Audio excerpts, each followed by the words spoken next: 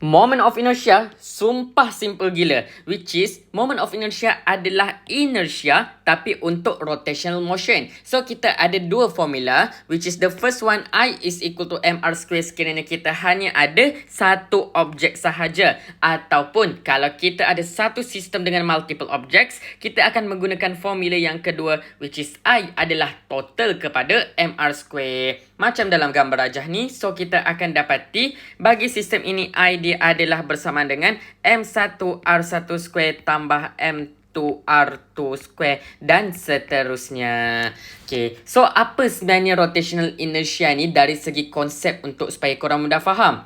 Jadi kalau kita ingat balik, inertia ni basically kalau objek tu tengah pegun, kita susah nak gerakkan dia sebab benda tu akan cuba untuk mengekalkan keadaan pegun dia. Tapi kalau benda ini tengah bergerak dalam satu constant pergerakan, maka susah juga untuk kita ubah pergerakan dia, sama ada kita nak slowkan dia ataupun kita nak tingkatkan laju pergerakan tersebut. Ini disebabkan oleh inertia bagi linear motion. So untuk rotational motion, basically benda yang sama. Bila mana benda ini berada dalam keadaan statik and kita nak putarkan dia, susah ataupun tidak, boleh ataupun tidak, ataupun ketika benda ini sememangnya sudah bergerak, mudah atau tidak untuk kita tambah lagi laju dia ataupun kita nak kurangkan laju pergerakan bagi objek ini, ataupun lebih dikenali sebagai tangential velocity yang bertindak ke atas objek yang tengah bergerak dalam rotational motion. So kita ada tiga faktor yang mempengaruhi rotational inertia ataupun MOI ini. Okay, jadi yang pertama, sekiranya mass bertambah maka moment of inertia akan bertambah. Maksudnya akan lebih susah untuk kita tambah laju putaran bagi objek yang sememangnya sedang berputar.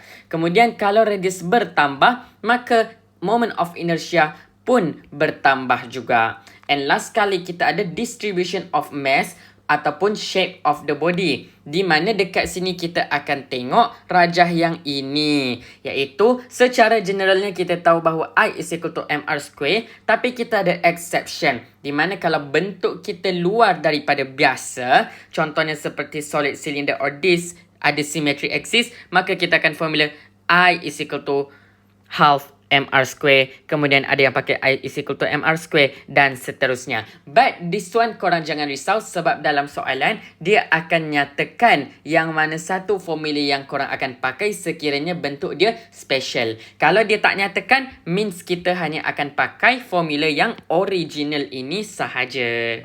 Okay. And one more thing about moment of inertia ini sendiri, kita boleh relate dia dengan Newton's second law. Di mana Newton's second law mengatakan bahawa force is equal to ma tangential. So kalau korang ingat balik, A tangential ini adalah bersamaan dengan R omega. So bila kita ganti macam ni and then kita darabkan R dekat both sides, Ft darabkan dengan R, mr alpha darabkan dengan R. So Fr ini adalah formula bagi torque.